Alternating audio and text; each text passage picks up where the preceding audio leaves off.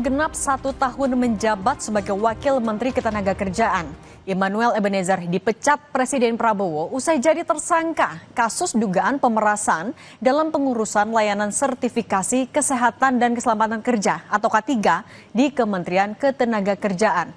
Kasus Noel jadi momentum berbenah bagi Kemenaker dan evaluasi kinerja bagi pembantu Presiden Prabowo di Kabinet Merah Putih.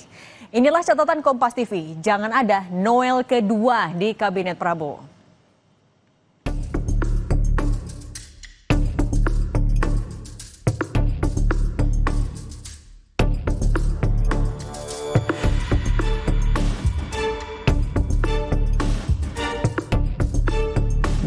KPK menetapkan Immanuel Ebenezer sebagai tersangka kasus pemerasan terkait sertifikasi keselamatan dan kesehatan kerja atau K3. Noel dan 10 tersangka lain diduga mengetahui, membiarkan bahkan meminta uang dari praktik korupsi di kementeriannya.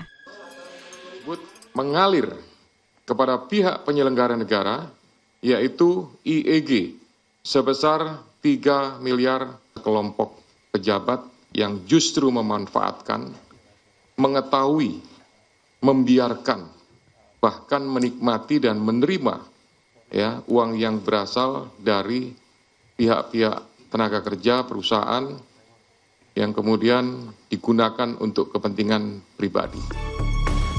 Usai ditetapkan sebagai tersangka, Presiden Prabowo Subianto memecat Immanuel Ebenezer alias Noel dari jabatan Wakil Menteri Ketenagakerjaan. Pemecatan disampaikan Menteri Sekretaris Negara Prasetyo Hadi. Bapak Presiden telah menandatangani keputusan Presiden tentang pemberhentian Saudara Immanuel Ebenezer dari jabatannya sebagai Wakil Menteri Tenaga Kerja. Selanjutnya kami menyerahkan seluruh proses hukum untuk dijalankan sebagaimana mestinya dan kami berharap ini menjadi pembelajaran bagi kita semuanya, terutama bagi seluruh anggota Kabinet Merah Putih. Korupsi yang melibatkan Noel selain menambah panjang praktik korupsi di Kemenaker, patut dijadikan momentum perbaikan menyeluruh. 5 Juni 2025, KPK menetapkan 8 tersangka dugaan pemerasan terhadap tenaga kerja asing sepanjang 2019-2024. Kasus melibatkan Dirjen Pembinaan Penempatan Tenaga Kerja dan Perluasan Kesempatan Kerja serta Direktur Pengendalian Penggunaan TKA. Uang terkumpul diperkirakan mencapai 53,7 miliar rupiah. 20 Agustus 2025, KPK menangkap Wakil Menteri Ketenagakerjaan Immanuel Ebenezer dalam operasi tangkap tangan berkaitan dengan kasus tindak pidana pemerasan dalam pengurusan layanan sertifikasi kesehatan dan keselamatan kerja K3 di Kementerian Ketenagakerjaan. Padahal sebelum resmi masuk Kabinet Merah Putih, Noel dengan lantang dirinya berkomitmen dalam pemberantasan korupsi. Ya, dalam pidato Pak Prabowo, jangan kirim orang-orang yang mau nyopet anggaran lah ya, APBN dan APBD. Nah itu saya suka tuh pidato itu tuh. Cocok dengan karakter saya sebagai aktivis 98 yang punya komitmen terhadap demokrasi dan pemberantasan korupsi.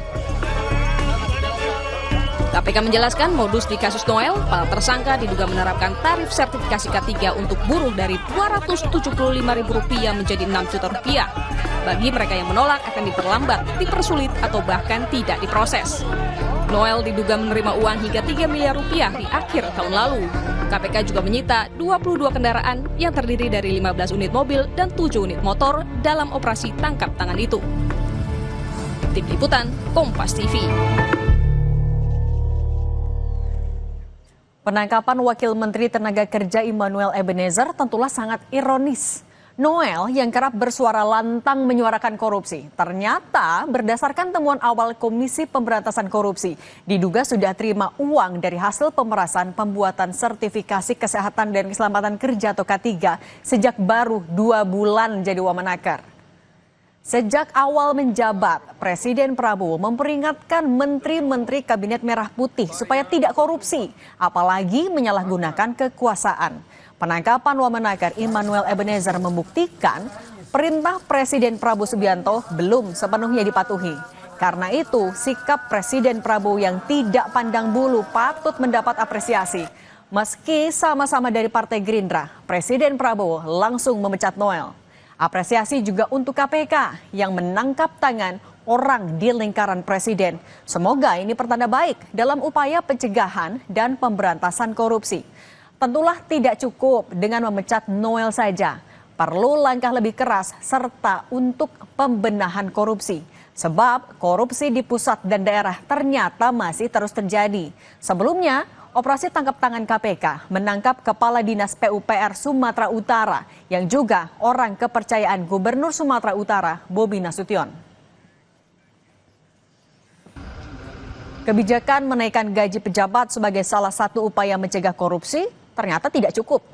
Buktinya sudah memperoleh fasilitas tunjangan jabatan, bahkan juga sudah jadi komisaris PT Pupuk Indonesia. Noel tetap korupsi. Perlu langkah pengawasan lebih ketat dari pihak dalam maupun luar pemerintah supaya celah korupsi semuanya tertutup. Masyarakat sipil dan publik harus turut serta melakukan pengawasan. Penangkapan Wamenaker Noel harus jadi momentum bagi Presiden Prabowo melakukan evaluasi menyeluruh terhadap kinerja pembantunya. Jangan sampai ada Noel yang kedua atau bahkan Noel ketiga tertangkap operasi KPK. Perintah Presiden agar aparat hukum jangan ragu menindak tegas menteri yang terlibat korupsi sudah benar. Tapi evaluasi kinerja menteri juga perlu supaya tahu apakah semua menteri sudah sejalan dengan kebijakan, arahan atau perintah Presiden. Jangan cuma laporan semua berjalan baik alias asal Bapak senang.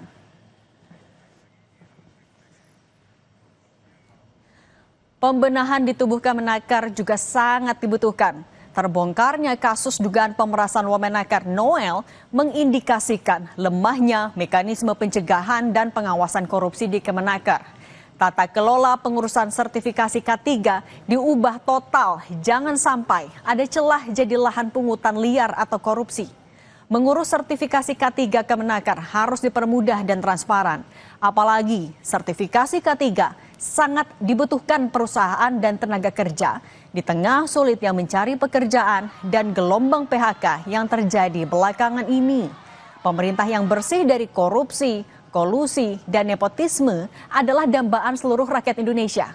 Itu harus diwujudkan oleh siapapun yang berkuasa di Indonesia.